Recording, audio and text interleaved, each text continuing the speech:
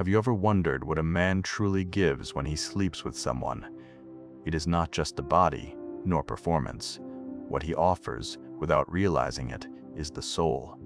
A soul hungry for validation, for affection, for the feeling of being chosen. But that offering comes disguised as desire, as lust, as virility. It is not just skin brushing skin. There is a deeper current flowing underneath. Because at the core, a man's true desire is not sex. It is to be seen, to be felt, to be recognized as whole, even in his brokenness. Men who kneel before a woman's body with their mouths are not chasing pleasure.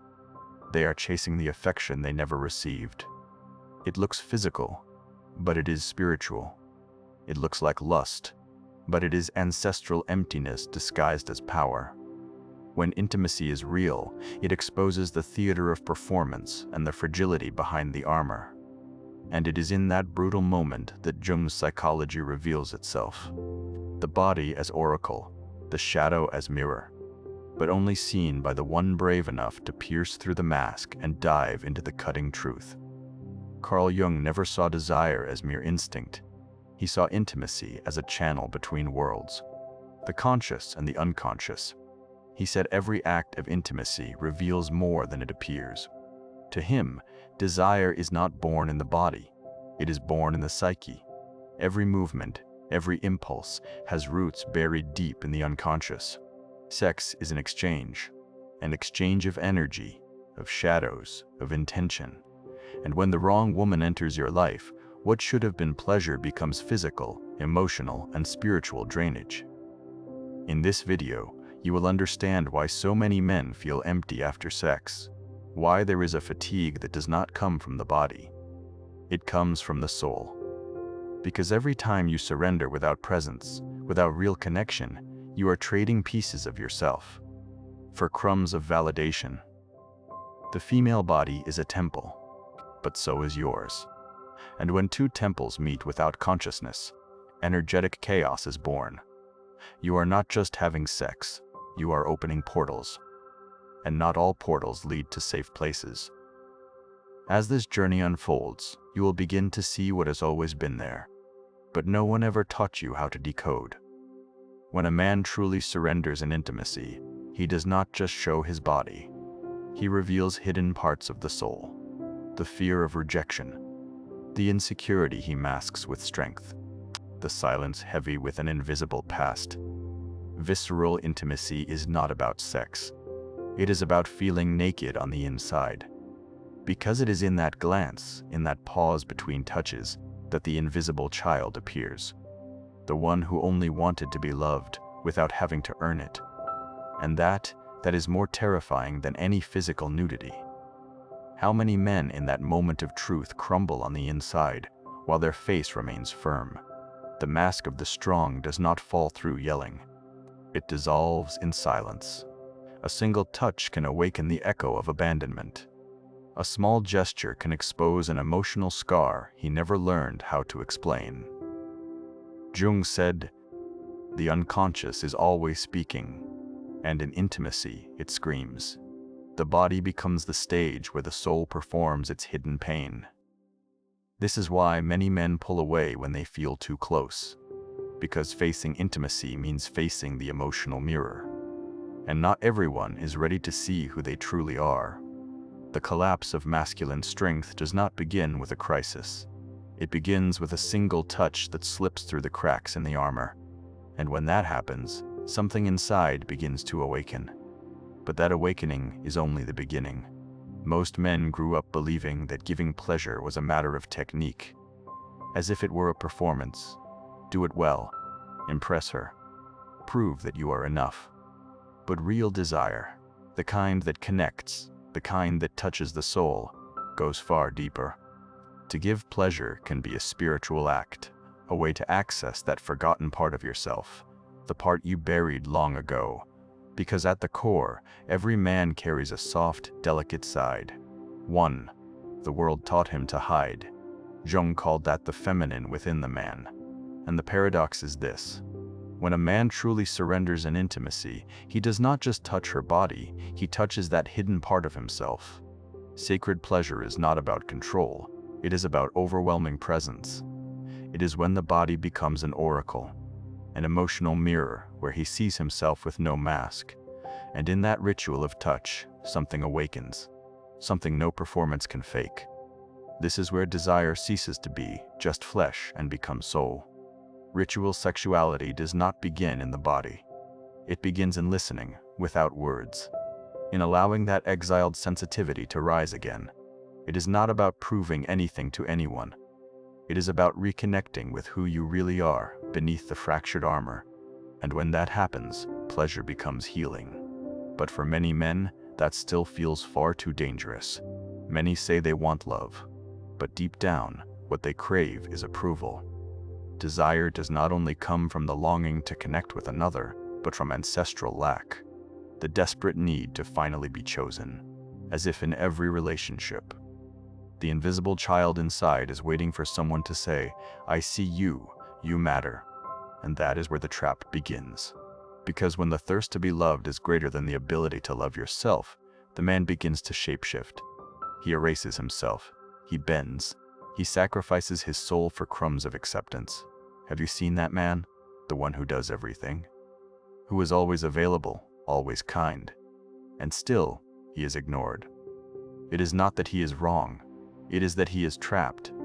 In an emotional loop, excessive kindness is often just pain wearing the mask of virtue. He is not loving.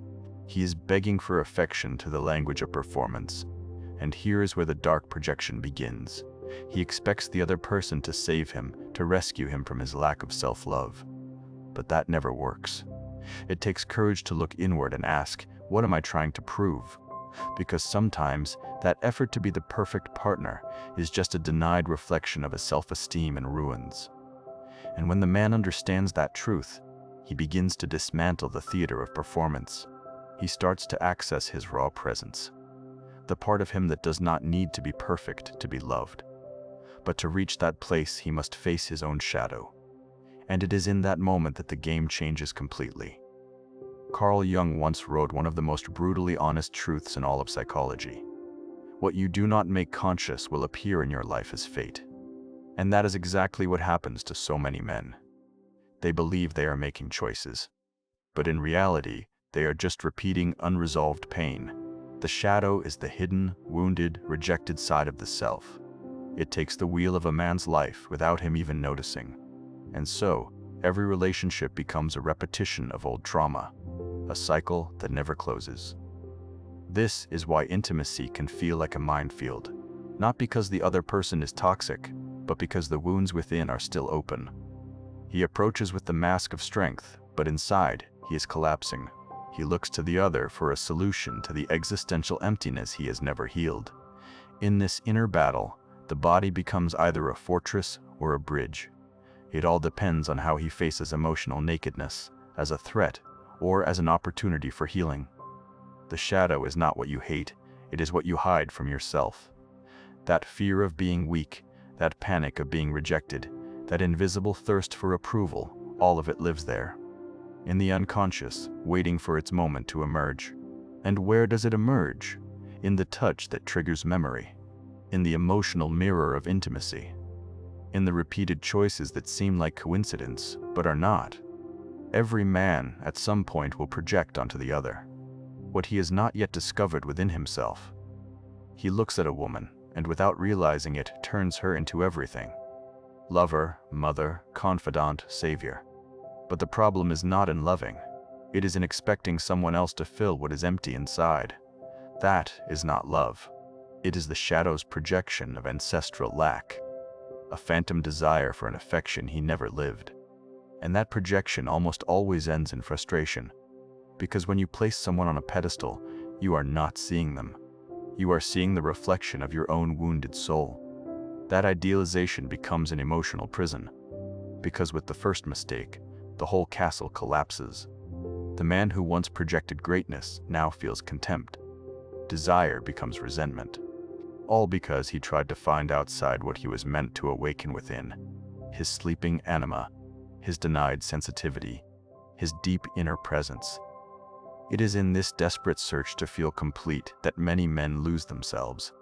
They confuse intensity with love, lack with connection, presence with salvation. But no woman, no matter how incredible, can be the perfect mirror for a man who has not yet met himself. The emotional mirror starts within, and to look at that naked reflection requires a courage most men do not have. And yet, that very courage is the key to the next step. Most men spend their lives waiting to be validated. A compliment, a choice, a soft touch that says, "You are enough." But the truth, however sharp it may be, is this: that validation never lasts, because it comes from the outside, and whatever comes from the outside will always leave. True healing begins the moment a man realizes he no longer needs to beg for affection, because that thirst to be chosen can only be quenched when he chooses himself first. Self-knowledge is the key, not as a book theory, but as a living practice.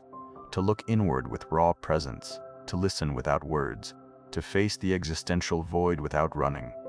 It is in that place where the soul lies in ruins that the true masculine awakening begins. Intimacy stops being a performance and becomes a mirror of truth. Desire, when it is born from within, does not beg, it invites, it dances lightly. It is an expression of the soul. That is the moment when sexuality transforms into ritual, no longer an escape but a return, where sacred pleasure does not come from emptiness but from fullness, where the shadow becomes an oracle and silence becomes wisdom. But to reach that place, a man must pass through the prison of the ego and tear off, one by one, the masks of strength. And in that pilgrimage, he finds something the world tried to bury: his exposed humanity. Not every woman deserves access to your body, much less to your energy. Sex, when unconscious, becomes an open channel through which your life force can be drained without you even realizing it. There are women, emotionally wounded, addicted to drama, disconnected from themselves, who carry within them a void. And when you merge with that void, it devours the most sacred parts of you, your clarity, your strength, your direction. You leave the encounter more empty than when you entered, and still you believe it was pleasure. What she lived with other men, her emotional addictions, the unconscious pacts she maintains, all of that is etched into her body. And sex is the doorway through which those energies enter your life without asking for permission. You are not just having sex with her body, you are engaging her energy, her traumas, her unresolved demons. And if you are not awake, that fusion becomes contamination. You begin to feel fatigue, apathy, confusion, and you do not even know why. This kind of intimacy is an invisible exchange, but it is devastating. It means nothing to have physical strength, fake confidence, or spiritual quotes on your feed, if in practice you keep opening yourself to women who live in chaos. It takes energetic discernment, presence, and a new pattern of choice. Because as long as you keep giving yourself to anybody just to silence your emptiness, your soul will remain in ruins. And one day, it may never return from where it was taken. Now answer honestly, how many times did you give yourself to someone, thinking it was just desire, but left the bed more lost than before? How many times did you confuse pleasure with connection and gave your energy to someone who did not even know how to care for her own? The answer may hurt, but it might also free you. Because from this moment on, you can no longer say you did not know. You now understand that sex is not a game. It is a ritual, that the body is an oracle, and every intimate choice you make either rebuilds you or buries you deeper into your own abyss. Now the choice is yours. Will you keep offering yourself fully to someone who only wants a piece of you? Or will you finally start requiring a level of consciousness worthy of your soul? If this video shook something inside you, comment below the part that spoke to your soul. And if this reached you, share it with the men who are still asleep. Subscribe, because what we are revealing here is not just about sex, it is about who you are when no one is watching, not performance.